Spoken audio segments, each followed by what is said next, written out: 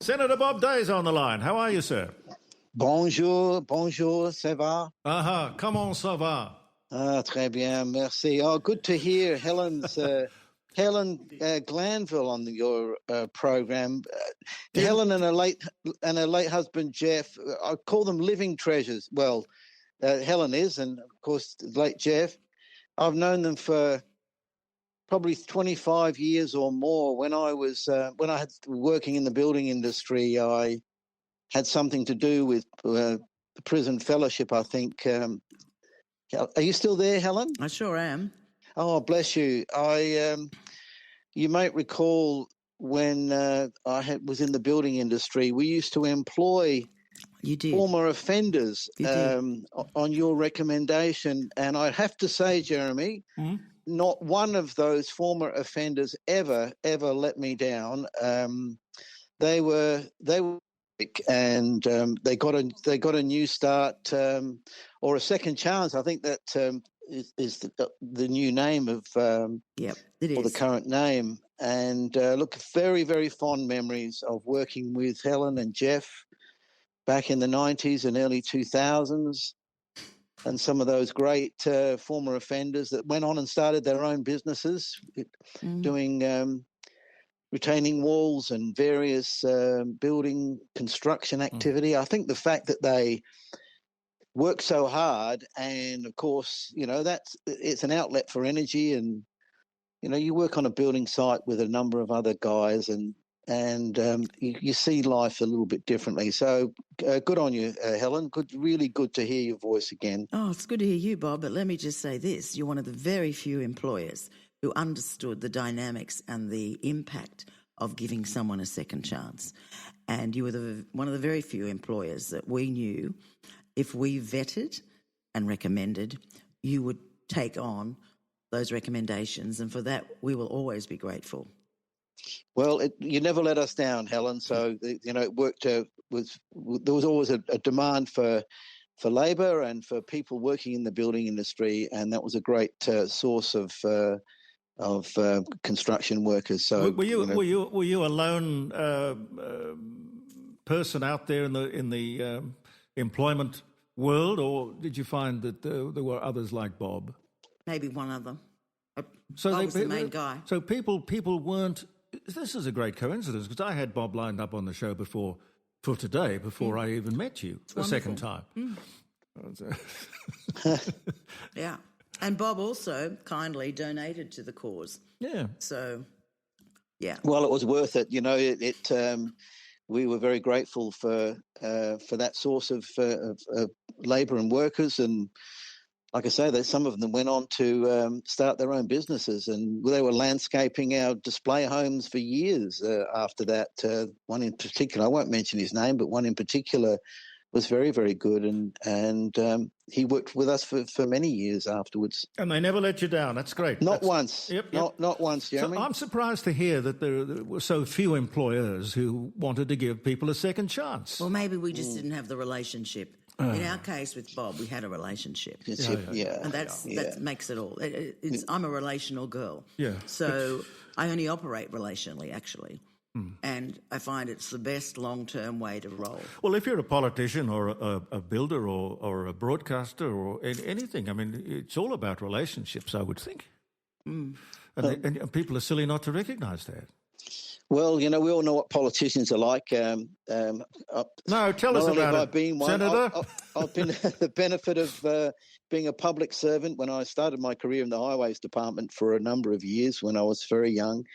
And so I was a public servant for about 6 or 7 years, and then I worked in the building industry for the next 30 years, and then went into politics. And Bert Kelly was my favourite politician. He was great. Remember. Yeah, I remember. Great. Yeah, the late Bert Kelly. He used to say, "Bob, never let the government help you." I never believe it. I understand why, but I never believe it when the guy says, "I'm from the government and I'm here to help you." I'm here to help you. Yeah, Bert was a fascinating. He was a farmer from the mid north up in Tarlee, and he was pressured to go into politics because they needed people with real experience, either someone who'd built something or grown something or made something. Of course, today's politicians, they come out of university, they get a job working for a politician as a staffer, and then they go and become the politician themselves. So there are very few politicians who really understand. And, we've got these situations. I mean, Tom Playford, you mentioned him earlier in your program, or I think Ian Plimer did. Yeah. And he knew how to build a state because he had real world experience. He was a farmer or orchardist. And he understood that, if you create the right environment, and he provided cheap land and cheap water and cheap power and affordable labour, then let the companies then do it. Then get out of the way. Get out of the way, absolutely. And now, as a result of that, there were more than a dozen, at least 12 to 20 of the top 100 companies in Australia, the top 100, the BCA group, had their head offices in Adelaide, about 20 of them. I remember there was Faldings, South Corp, yes, Elders, Normandy Mining, Adsteam, even News Limited. Yes. Yeah, and of course there's only one left, and that's Santos. What do you make of that takeover bid? Should that be allowed? Definitely not. Definitely not. I agree. I mean, there's always a commercial consideration, and what's business, but there's also very important strategic factors that should be considered. I mean, look what's happened since ETSA was sold. ETSA was sold off basically to pay off the state bank of $3 billion. We've now got a $50 billion debt. It doesn't work, does it? When it was $3 billion, it brought down the Bannon government. It cost us ETSA. And look what happened as a result of the sale of ETSA.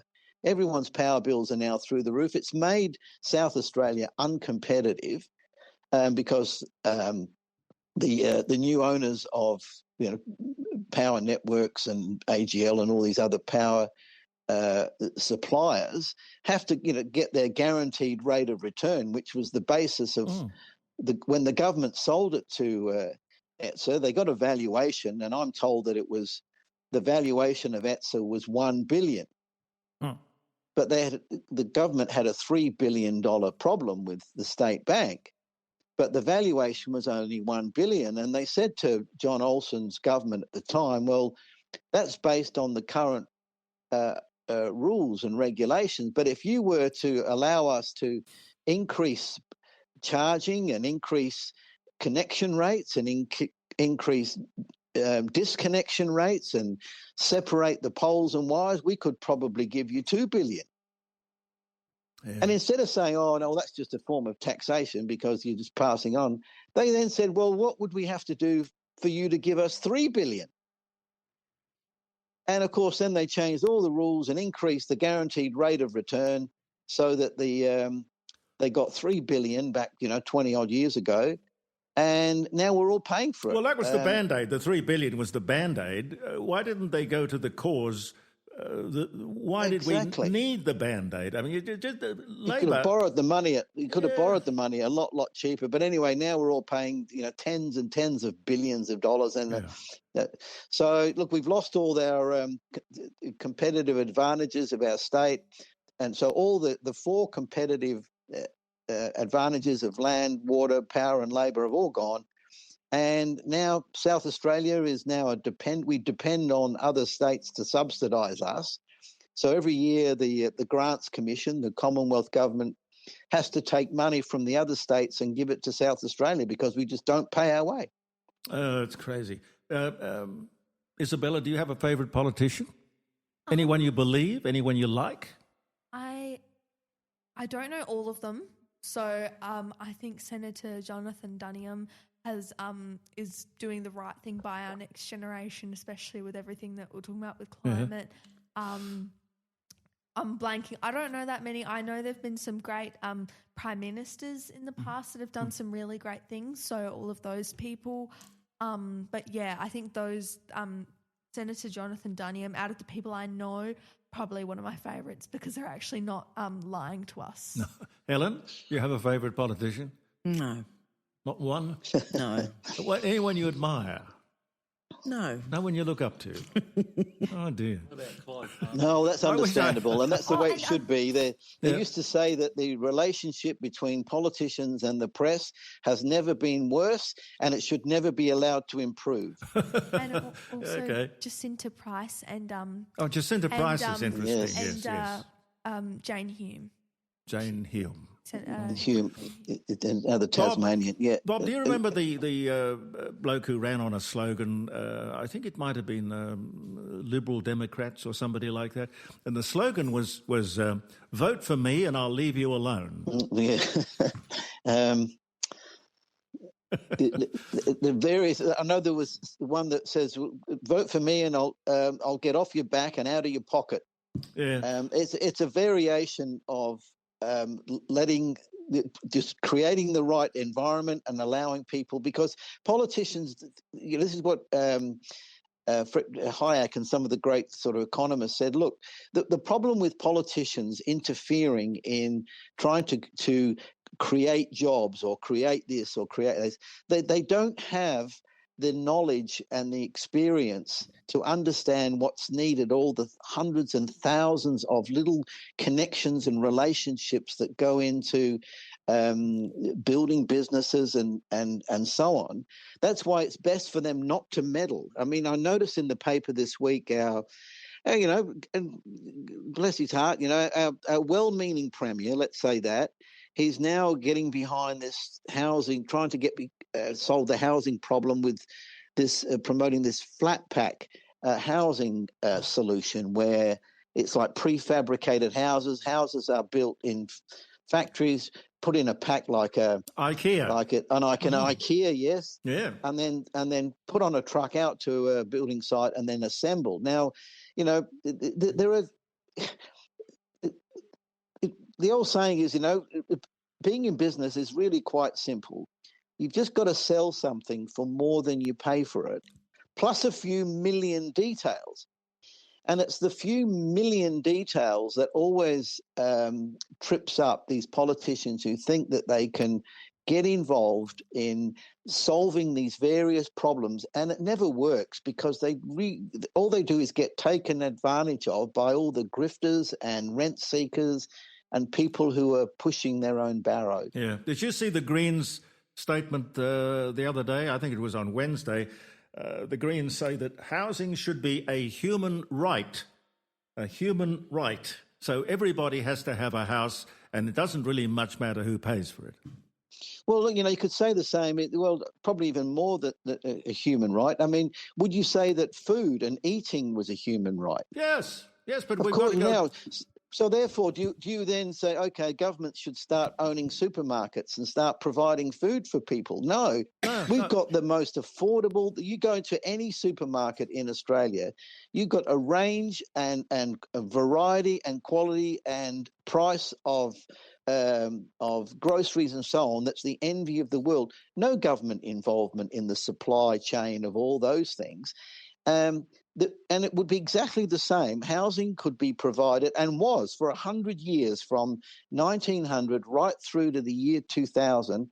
Housing in Australia was the most affordable, best quality housing in the world. And a young couple could get married and buy a house on one wage, raise a family with absolutely no difficulties at all, and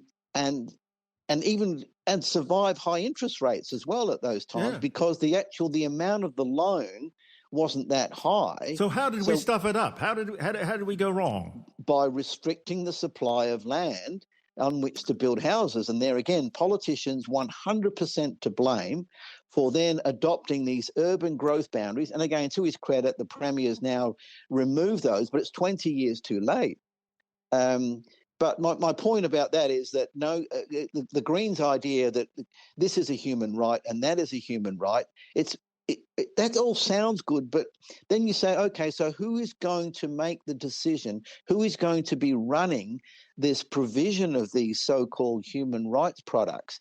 And the minute you say it's public servants and regulators and politicians, you say, well, forget it, because they don't understand and they don't know what needs to be done to put in the structure, the infrastructure, and how to go about providing these so-called human rights that they think that everybody needs. Yeah, well, I know it's. I remember the first house we bought; it was a struggle, and I'm just assuming it's the same sort of struggle today, only probably it's a lot bit worse more. today. A lot worse today, because the average, it was always, like I say, for 100 years, it was 3 times your income. Yes. And so, I'd use it as a party trick. I'll say to someone, either tell me what your wage was when you were, your first job, or how much you paid for your house, and I'll tell you the other one, because they were always exactly a 3-time multiple. So if you earned, $10,000 a year, then your house cost $30,000. Yeah, and it was exact. Now it's 10 times. It's 10 times. So it's a lot harder to get into a house these days than it was then. And that's even notwithstanding the fact that they've added all these extras of 5-star energy ratings and so on. Basically, they've been, as some say, they've been hoist by their own petard. In fact, there was a thing in the paper the other day. People get this phrase wrong, Jeremy. I'm being a bit of a francophile. I like kind of these French phrases. It says hoist by their own petard. Yeah. People think a petard is some kind of pike staff where people kind of are kind of thrust up on a stake. Yes. But a petard is a bomb. It's French for bomb. Oh. So when you hoist by your own petard, the bomb blows up in your face.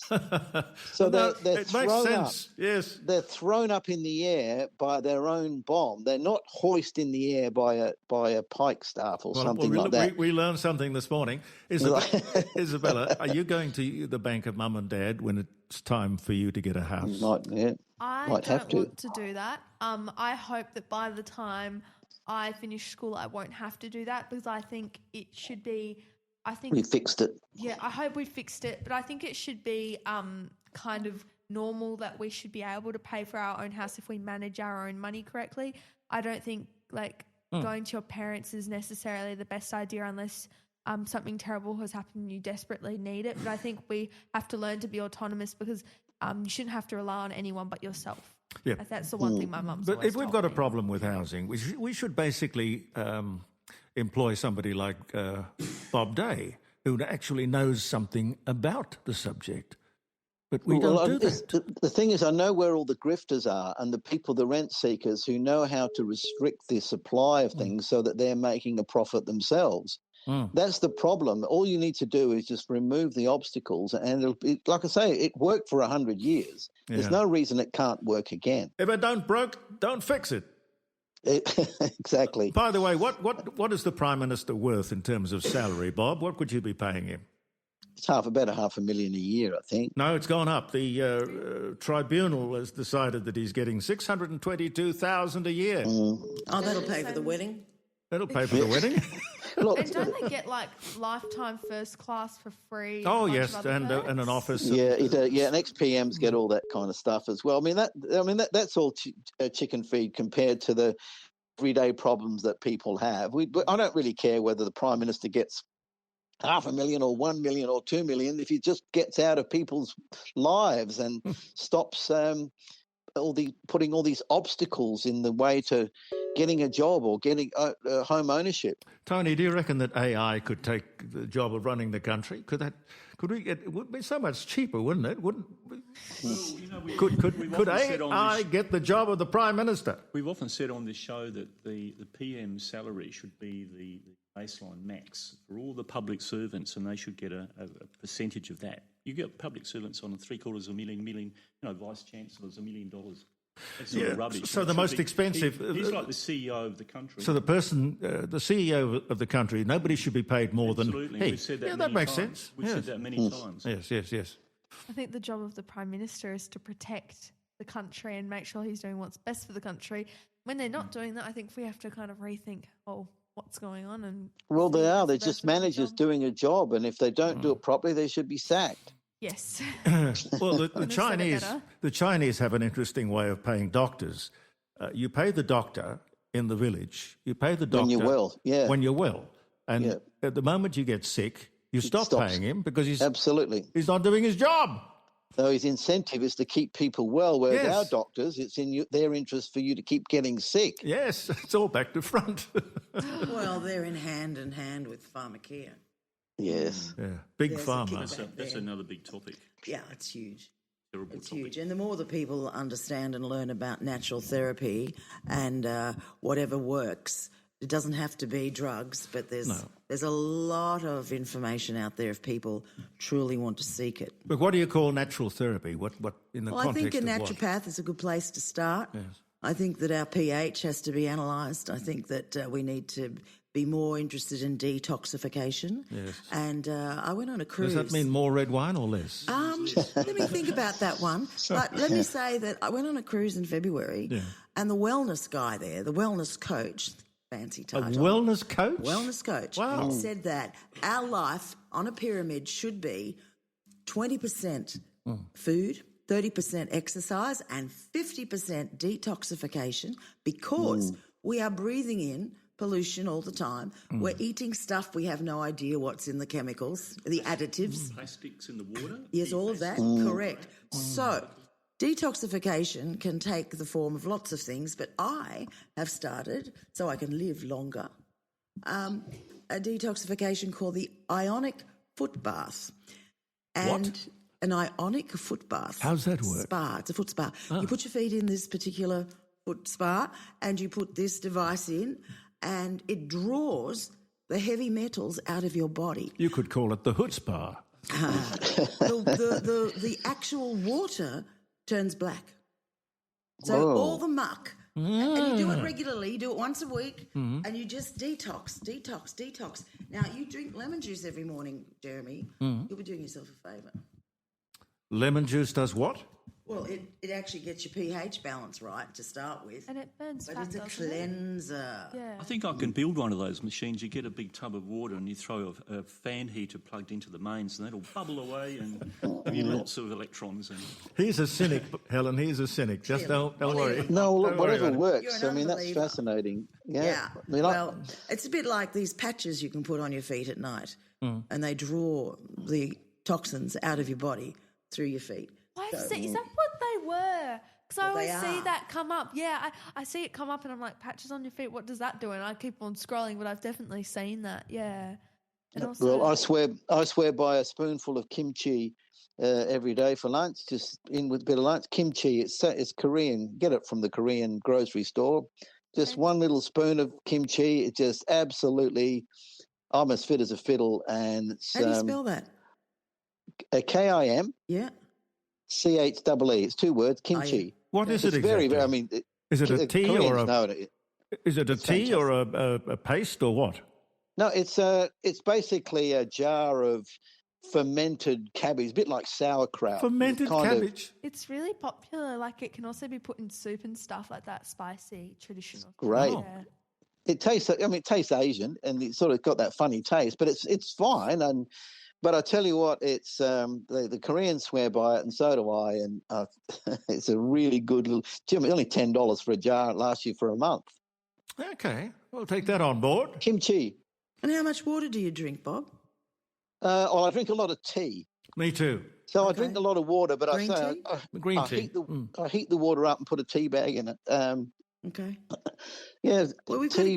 got kidneys and a liver that need to be cleansed on a regular basis, and a lot of people do my not father, drink my, enough my pure father used water. to say, my dad used to say that the English won 2 world wars drinking this stuff.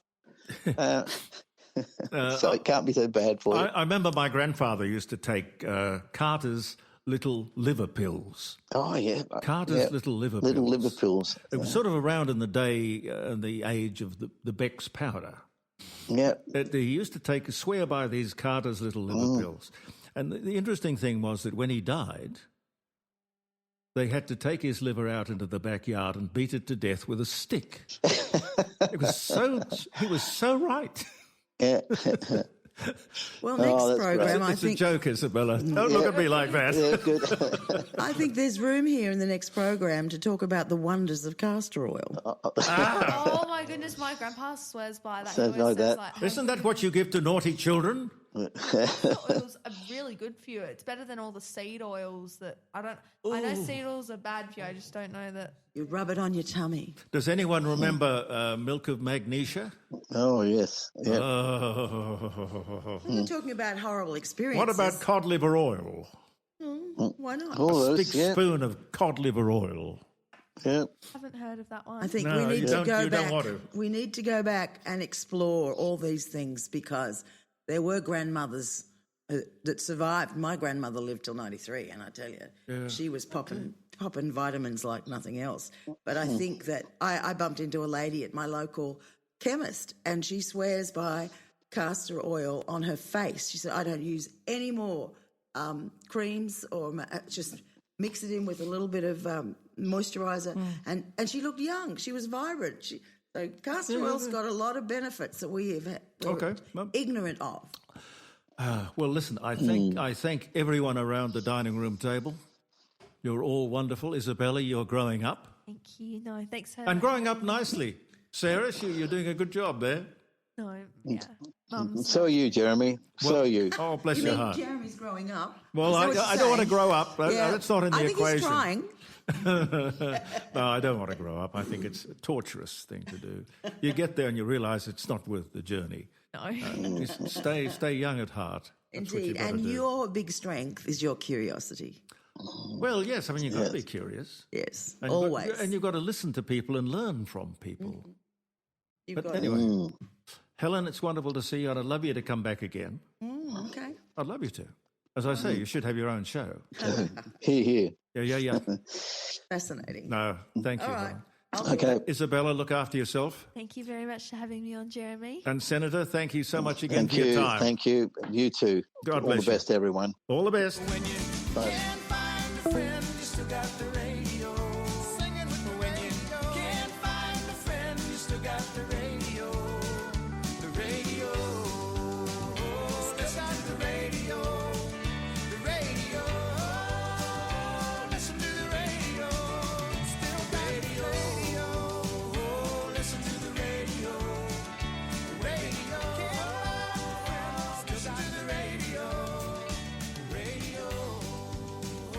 Listen to the radio. And we wouldn't be on the radio except for our sponsors, our lovely, lovely, lovely sponsors, people I respect very much. The Rising Sun Inn, for example. I went into the Rising Sun. When did I go in? I think it was on Wednesday afternoon, or maybe it was yesterday. Maybe it was Thursday.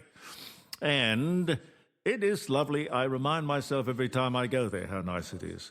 It's at 60 Bridge Street at Kensington. Grant and Jackie are your host and your hostess. They'll really look after you. The Rising Sun, as you know, and as I've often said to you, often chosen as the best pub or inn in South Australia. And you don't get that kind of accolade without, delivering the goods. And they do. And take it from somebody who used to own a restaurant. It's the hardest business in the world to get right. It really is. But they've got it right. They really have. The Rising Sun Inn, 8333-0721.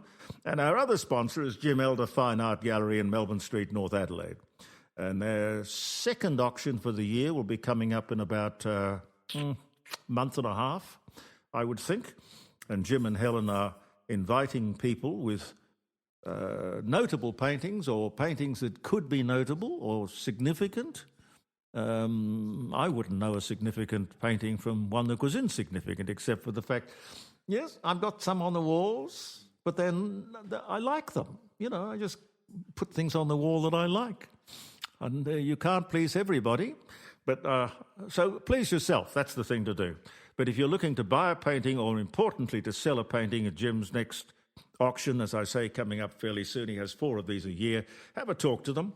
Elder Fine Art, Melbourne Street, North Adelaide, telephone number 8267-2869, 8267-2869. Free of charge. Jim will come out and he'll give you a free appraisal tell you what the painting is worth. And you might say, well, look, no, I ain't going to sell that. I'm going to keep that, put it in the vault.